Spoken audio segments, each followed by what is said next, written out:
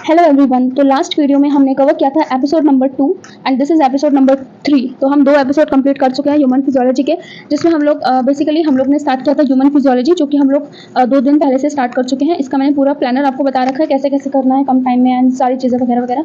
तो वो सब आप चैनल पर जाकर देख सकते हो, आपको वीडियो मिल जाएगी, राइट। तो इसी के ह्यूमन फिजियोलॉजी मैंने आपको कराना स्टार्ट कर दिया है एंड डेली वीडियो के बाद आपको 5 क्वेश्चंस मिलते हैं कम्युनिटी पोस्ट पर, जो कि इसके क्वेश्चन है, काफ़ी अच्छी बुक के क्वेश्चन है, राइट। तो आप वहाँ से चीज़ों को फॉलो कर सकते हो। एंड प्लानर मैंने आपको बता रखा है, ये नहीं कि अपने हिसाब से पूरा पूरा दिन लगा के कर रहे हैं, नहीं। मैंने आपको चीज़ें उस एक वीडियो है, ठीक है, सेव योर 100 मार्क्स करके एक वीडियो मेरे चैनल पर, उसको देखना। उसमें आपको पूरा मैंने प्रॉपर प्लान बता रखा है कि आप ह्यूमन फिजियोलॉजी को साइड बाय साइड जो भी आप पढ़ रहे हो अपना XYZ, उसके साइड बाय साइड में इसको आप कम टाइम में कैसे कंप्लीट कर सकते हो, बिकॉज ये आपका 100 मार्क्स कवर करता है नीट एग्जाम में, राइट। सिर्फ ये वाली यूनिट, ठीक है, कैसे करती है वो भी आपको उस वीडियो में डिस्कस किया है, तो वहाँ से आप देख लेना। बाकी लास्ट एपिसोड में हमने एपिसोड 2 में हमने जो है ह्यूमन रेस्पिरेटरी सिस्टम पढ़ा था, उसका थोड़ा सा लास्ट वाला पैराग्राफ बचा है, तो उसको हम इस वीडियो में कवर कर लेते हैं, ठीक है। तो लास्ट वीडियो में मैंने आपको अच्छे से डिस्कस किया था लंग्स के बारे में एंड थोरेसिक चैम्बर, इन सब चीज़ों के बारे में।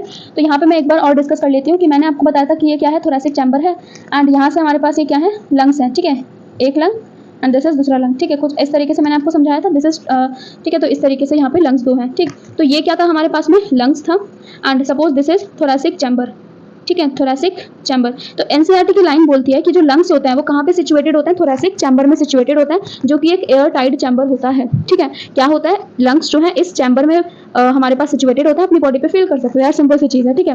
एंड हमारे पास में कैसा है, एयर टाइट चैम्बर होता है। अब हमारे पास अब ये जो लंग्स है ये इस वाली कैविटी में प्रेजेंट है, इस वाले चैम्बर में प्रेजेंट है। अब आप एक चीज़ सोचो, अगर इस चैम्बर में थोड़ा सा भी चेंज आए तो क्या लंग्स पर चेंज आएगा, जरूर आएगा, ठीक है। एनसीईआरटी की लाइन एक बोलती है जो हमको बहुत ही ज्यादा कंफ्यूज करती है, दैट इज कि change in any change in volume of the thoracic chamber will be reflected in lungs, that is the pulmonary cavity vice versa, ठीक है। तो की लाइन ये कहती है कि अगर हमारे पास thoracic chamber में कोई भी चेंज आएगा तो वो चेंज रिफ्लेक्ट होगा लंग्स में भी, एंड वाइस वर्सा, मतलब जो चीज अगर लंग्स में भी आएगा चेंज तो वही चीज हमारे thoracic chamber में भी रिफ्लेक्ट करेगी, ठीक है। तो ये लाइन का, तो उस लाइन का ये मतलब है। अब ये जो thoracic chamber है ये किस चीज का बना हुआ है, इसके बारे में हम डिस्कस करते हैं। तो आपने ह्यूमन बॉडी देखी होगी, suppose this is human body, ठीक है।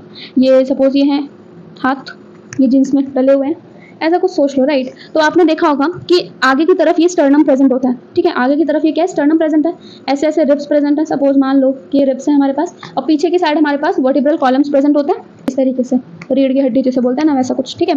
तो उस टाइप का समझ लो, ये सारी चीज़ हम डिस्कस करेंगे लोकोमोशन में आने वाले एपिसोड्स में, ठीक है। तो इस तरीके से प्रेजेंट होता है, ठीक। तो थोरेसिक चैम्बर में क्या क्या चीज़ें होता है हमारे पास में, डॉर्सल मतलब होता है पीछे की साइड, ठीक है। तो पीछे की साइड क्या प्रेजेंट होता है हमारे पास, वर्टिब्रल कॉलम प्रेजेंट होता है, वर्टिब्रल कॉलम प्रेजेंट होता है, ठीक है। वेंट्रली क्या प्रेजेंट होता है हमारे पास में, यानी कि आगे की साइड क्या प्रेजेंट होता है, स्टर्नम प्रेजेंट होता है, ये वाला जो प्रेजेंट है ना, दैट इज स्टर्नम, ठीक है। और हमारे पास में साइड वाइज यानी कि लेटरली का मतलब क्या होता है, साइड्स में, ठीक है, क्या प्रेजेंट होता है, रिब्स प्रेजेंट होता है, ठीक है, रिब्स प्रेजेंट होता है। उसके अलावा हमारे पास में लोअर साइड पर क्या प्रेजेंट होता है, डोम शेप्ड का डायफ्राम प्रेजेंट होता है, ठीक है। लोअर साइड पे क्या प्रेजेंट होता है, डोम शेप्ड का डायफ्राम होता है। डायफ्राम कुछ इस तरीके से जो होता है ना हमारे पास में, काफी छोटी क्लासेस में भी हम पढ़ते हैं इसके बारे में। तो ये होता है हमारे पास में थोरेसिक चैम्बर के बारे में। क्या क्या था थोरेसिक चैम्बर में, पीछे की साइड यानी कि डॉर्सल साइड पे क्या है, वर्टिब्रल कॉलम, वेंट्रली यानी कि आगे की साइड क्या है, स्टर्नम, लेटरली यानी कि साइड में क्या है, रिब्स हैं, और लोअर साइड में क्या है हमारे पास में, डोम शेप डायफ्राम होता है, ठीक है। तो ये हमारा कवर करता है थोरेसिक चैम्बर से फॉर्म होता है, ठीक। अब हमारे पास नेक्स्ट स्टेप्स इन्वॉल्व होते हैं, कौन कौन टेस्ट सीरीज में क्वेश्चन यहाँ से हमेशा आता है लिटरली, क्योंकि क्वेश्चन का स्टेटमेंट वाइज अगर क्वेश्चन बनाना है तो ये जो स्टेटमेंट एनसीईआरटी ने 5 दो रखे हैं, इसी को आगे पीछे कर देंगे एंड स्टेटमेंट वाइज बना देंगे कि भाई इसको सही से अरेंज करो, तो ये क्वेश्चन बन सकता है अच्छा खासा। तो स्टेटमेंट क्या बोलती है, सबसे पहली स्टेटमेंट है हमारे पास में कि ब्रीदिंग या फिर pulmonary ventilation by atmosphere air को सबसे पहले हम अंदर एंड CO2 रिच वाली को, CO2 रिच जो एल्वियोलर एयर होती है उसको बाहर निकालते हैं। क्या करते हैं, सबसे पहले आपको पता है कि this is your nose, suppose कुछ इस टाइप का, ठीक है, जो भी है ये पर्सन। तो इसने क्या किया, सबसे पहले जो एयर है उसको नोज के थ्रू अंदर किया, ठीक है, इंस्पायरेशन किया, और साथ ही में जो अंदर की जो CO2 थी उसको भी क्या किया, बाहर किया, तो एक्सपायरेशन किया। इतना याद रखो, पहला स्टेप क्या है, इंस्पायरेशन एंड एक्सपायरेशन, और उसकी स्टेटमेंट आप ध्यान से सुनो, उसकी बेसिस पे क्या है, ब्रीदिंग और pulmonary ventilation. Breathing by atmospheric air is drawn in and CO2 rich air, alveolar air, is released out. ठीक, तो ये हो गया पहला स्टेटमेंट। अब हमारे पास क्या हुआ, अब ये गैसेस अंदर गई तो हमारे पास क्या होगा, गैसेस ऐसा तो है नहीं कि अंदर जाके बैठ जाएंगे कि भाई खाना नाश्ता पानी लेकर आओ, उनसे नहीं, वो क्या करेंगे, डिफ्यूजन करेंगे।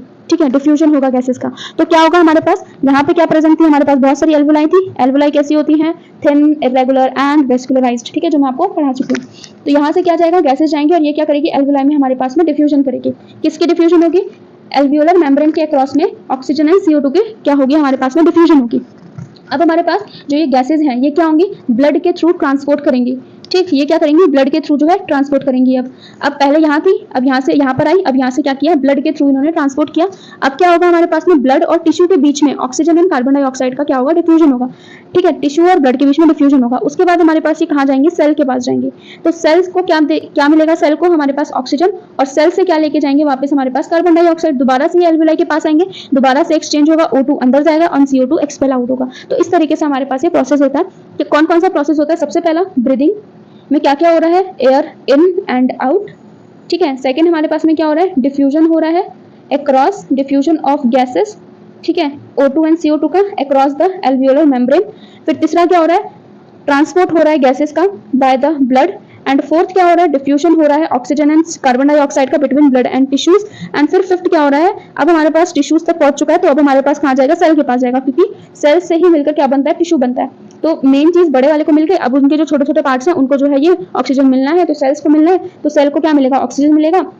तो सेल को क्या मिलेगा, ऑक्सीजन। एंड सेल के पास जो हमारे पास में हार्मफुल CO2 है वो क्या हो जाएगा, बाहर रिमूव हो जाएगा। ठीक, तो ये प्रोसेस होता है हमारे पास में रेस्पिरेशन का। तो मैंने आपको समझा दिया कि हम लोग किस तरीके से करने वाले हैं। पहला स्टेप याद रखना, एटमॉस्फेरिक एयर को अंदर किया और CO2 रिच को बाहर निकाल दिया। ठीक है, और लास्ट स्टेप क्या था कि सेल ने ऑक्सीजन यूटिलाइज कर ली और हमारे पास रिजल्टेंट जो कार्बन डाइऑक्साइड है उसको एक्सपेल आउट कर दिया। ठीक, तो ये दो स्टेप याद रखना, बचे हुए स्टेप्स तो याद हो जाएंगे, क्योंकि हमें पता है कि देखो गैसेस का ट्रांसपोर्ट होने से पहले तो वो एल्वियोलर मेम्ब्रेन से डिफ्यूज करेंगे, तभी तो वहां तक पहुंचेंगे। तो ये तो हम आराम से लगा लेंगे। अब ब्लड एंड टिश्यू के बाद, टिश्यू कब आएगा, ब्लड के बाद आएगा, कि पहले जब ब्लड में ट्रांसपोर्ट होगा तब हमारे पास टिश्यूज तक जाएगा, टिश्यूज से तब सेल के पास जाएगा। तो ऑप्शन में वर्ड ऐसे गिवन होंगे कि टिश्यू, सेल वगैरह, तो वहां से देख करके ऑप्शन टिक कर सकते हैं। ठीक है, तो ये हमारे पास कंप्लीट करता है रेस्पिरेशन का जो स्टेप इन्वॉल्व है वो।